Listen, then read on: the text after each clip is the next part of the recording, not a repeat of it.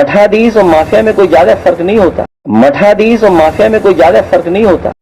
Almora jail में बंद underworld don प्रकाश पांडे उर्फ पीपी कैसे गुपचुप तरीके से महंत बन गया, किसी को कानो कान खबर तक नहीं लगी। पीपी को जेल में दीक्षा देकर मठों का उत्तराधिकारी घोषित करने की जानकारी ना तो जेल प्रशासन को लग पाई और न ही पुलिस को। मामले ने तूल पकड़ा तो सभी बैकफुट पर आ गए। मीडिया रिपोर्ट्स के मुताबिक शासन ने मामले का संज्ञान लेते हुए जिला और जेल प्रशासन से जवाब तलब किया है। उधर पीपी को महंत बनाने के मामले में जूना अखाड़ा एक्शन मोड में है। यूपी के नगीना में जूना अखाड़ा के अंतर्राष्ट्रीय संरक्षक महंत हरिगिरी महाराज की अध्यक्षता में जूना अखाड़े के संतों की बैठक में 7 सदस्यीय कमेटी का गठन किया गया है। महंत हरिगिरी महाराज ने कहा है कि जिन संतों ने मठाधीश या महामंडलेश्वर बनाने की कार्रवाई की थी उनको भी जांच के दायरे में लिया जाएगा। अगर जांच में साबित होता है कि किसी संत ने पैसे लेकर पीपी को महंत बनाने का काम किया है तो उसे अखाड़े से बाहर कर दिया जाएगा। समाजवादी पार्टी के राष्ट्रीय अध्यक्ष पूर्व मुख्यमंत्री अखिलेश यादव ने एक कार्यक्रम में बयान दिया कि माफिया और मठाधीश में ज्यादा फर्क नहीं है। इस बयान को सुनने के बाद बीजेपी समर्थित तथाकथित मठाधीशों, साधु सन्यासियों को तकलीफ शुरू हो गई। बीजेपी के तमाम कार्यकर्ताओं ने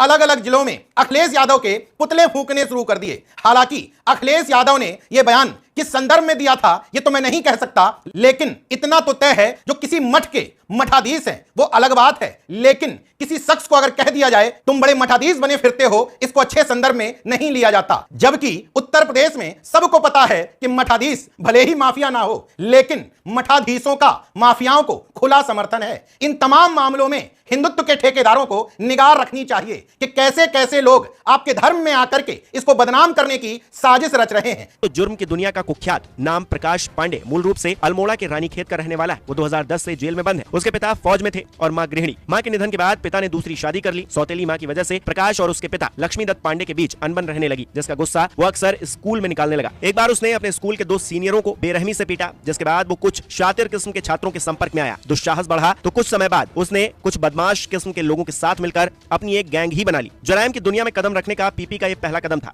धीरे धीरे प्रकाश ने अवैध शराब और लीसा की रानीखेत, नैनीताल, हल्द्वानी, अल्मोड़ा में स्मगलिंग शुरू कर दी। फिर 90 के दशक में उसने डॉन बनने की चाहत में अकेले ही मुंबई का रुख कर लिया। ये वो दौर था जब छोटा राजन ने दाऊद इब्राहिम से अलग होकर अपना एक अलग गैंग बना लिया था। छोटा राजन को अपनी गैंग के लिए कुछ शूटरों की जरूरत थी। ऐसे में एक दिन मुंबई के सेंट्रल रेलवे स्टेशन पर प्रकाश की मुलाकात छोटा राजन गैंग के गैंगस्टर पुनीत तानाशाह और विकी मल्होत्रा से हुई। फिर प्रकाश की मुलाकात छोटा राजन से भी हुई। इसके बाद प्रकाश पांडे बंटी पांडे बन गया। मुंबई को बम धमाकों से दहलाने के बाद दाऊद इब्राहिम जब छोटा शकील को धंधा सौंपकर पाकिस्तान में जा छुपा तो छोटा राजन, बंटी पांडे, विकी मल्होत्रा और पुनीत तानाशाह ने दाऊद की हत्या की प्लानिंग बनाई। दाऊद को मारने बंटी और प्रकाश पांडे खुद पाकिस्तान तक चला गया, लेकिन वो अपने मकसद में कामयाब नहीं रहा। वैसे तो पीपी की जिंदगी पूरी तरह से फिल्मी रही है। अब एक बार फिर से वो चर्चाओं में है। उत्तराखंड की अल्मोड़ा जेल में बंद अंडरवर्ल्ड डॉन प्रकाश पांडे उर्फ पीपी को श्री पंचदशनाम जूना अखाड़े ने दीक्षा दी है। इस मौके पर उसे नया नाम प्रकाशानंद गिरी भी दिया गया। फिलहाल इस मामले को लेकर हंगामा मचा हुआ है।